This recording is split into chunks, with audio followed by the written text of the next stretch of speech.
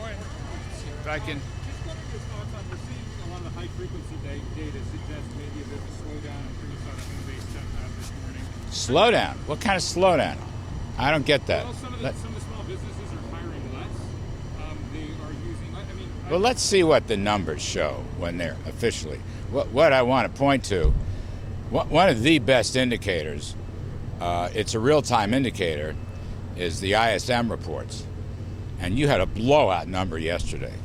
Manufacturing ISM. Not only was the overall number higher than expected, but the new orders component, which is frankly a leading indicator of the whole economy, was a blowout number. And that not only does that tell me, you had big factory order number last, I believe it was Friday, correct me if I'm wrong, it might have been Thursday. So factory orders booming, the ISM manufacturing booming. Along with that, auto sales are booming. Now, auto sales are almost real time. They're back up to, I believe, 15 million now. They got as low as something like 4 million. They'll get back to 17 million very soon. So just think of this for a moment. Inventories were crushed in the second quarter, runoff depleted. I believe 250 to 300 billion drop in inventories, which is, unusual because of circumstances, the pandemic and the shutdown. So now what you're getting is houses, home building, boom. Autos, boom. Factories, manufacturing, boom. Consumer spending, boom. Every one of them. V shapes. V shapes.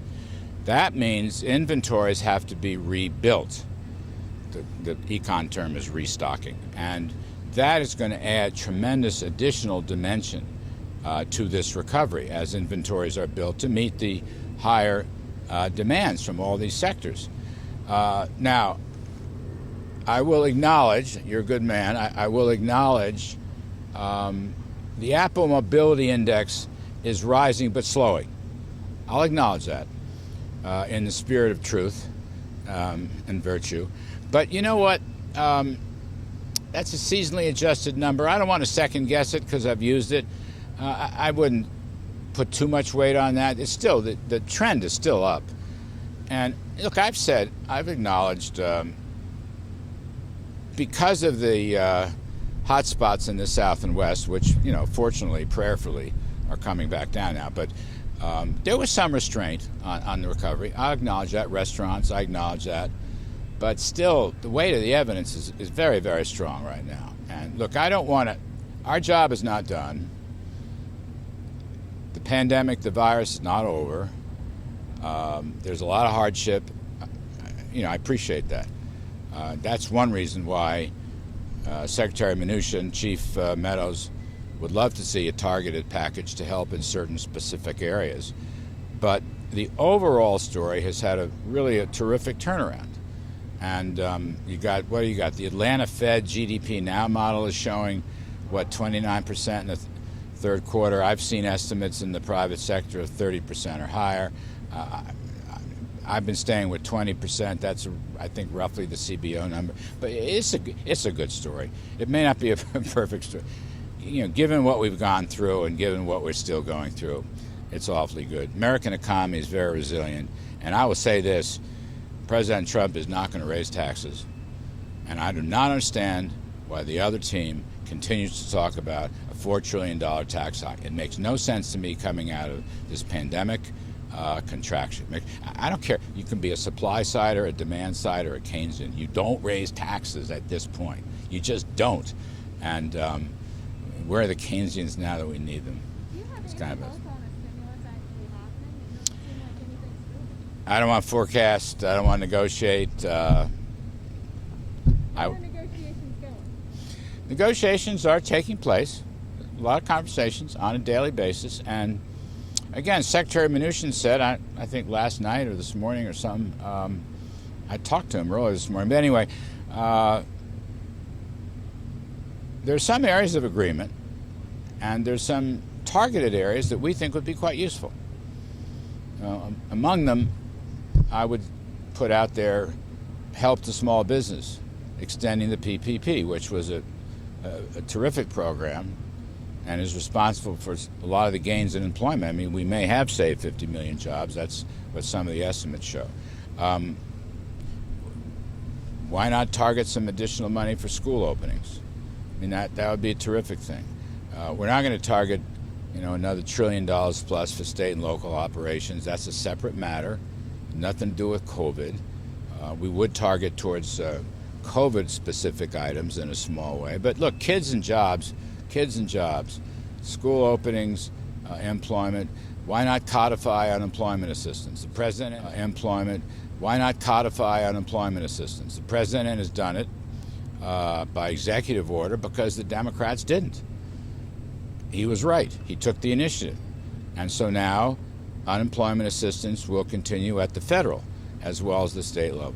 Why not codify the payroll tax cut or the payroll tax deferral? Why not? It gives a huge wage to over 140 million working Americans.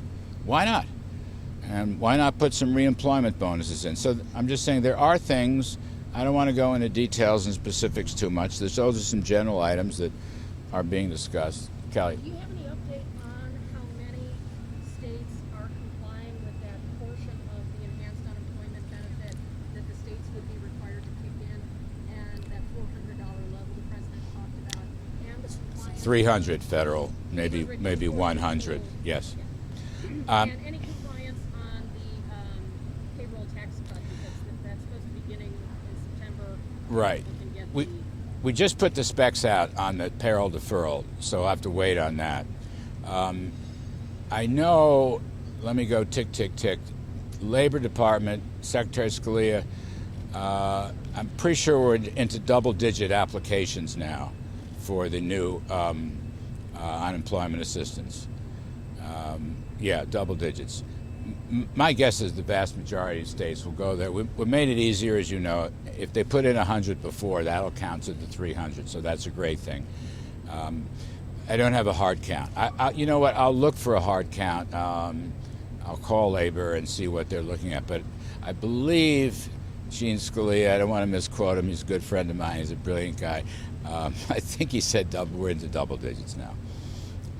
Larry, Yes, sir. I missed you. I didn't see you there for a second. the CDC move on eviction. Yes, sir. You know, and is that subject to change if there's a deal up on the hill on eviction? I'm sorry, run the first part by. What's the effect of this CDC move on evictions, essentially saying they're going to put a moratorium in on Yes. evictions? Yes. And is that going to change depending on a deal up on the hill? That I don't know. Again, I don't want to speculate on the deal. That CDC/HUD, HUD's the operating administrator, probably will cover a good 40 million renting households. Big number, much bigger than what we had in CARES 1 back in March. So I think it's here too, if I may. President Trump deserves credit. He couldn't get a bill out of Congress, so he took action himself. He took action himself on unemployment, on the eviction moratorium, on the payroll tax cut, also on the student loans. That's called leadership. That's called good leadership in a tough period. So 40 million households, you said? Yeah, roughly. And you've got, I know a little something about this because we were helping to coordinate. Some states have their own laws, or some cities have their own laws, but unfortunately, they will run out. Not all of them, but many of them are going to run out. So we extended the safety net on the rental moratorium, the eviction moratorium, beg your pardon, even more broadly than it was in the original CARES Act back in March. And we think that, again, was the right thing to do. And don't forget, FHFA, Fannie, Freddie, FHA have their own forbearance-related eviction moratoriums also. So, we're walking through a big chunk, a huge chunk to, let's keep Americans at home. Let's be safe. Let's do everything we can to give them jobs. Where they need help, we will have a safety net to help them. This story is not over, although it is making, thankfully, good recovery progress. Any other cues? I'm going to go back to another meeting. Yeah. Could you describe how Dr. Atlas has had an influence on the response here? I've known Scott Atlas for a while. because of my Hoover Fellowship days, and he's one very smart guy. Thank you, everybody. Thank you, guys. Appreciate it. Appreciate it. As well as the Big Ten. You mentioned Stanford. And the tax law. Big Ten too.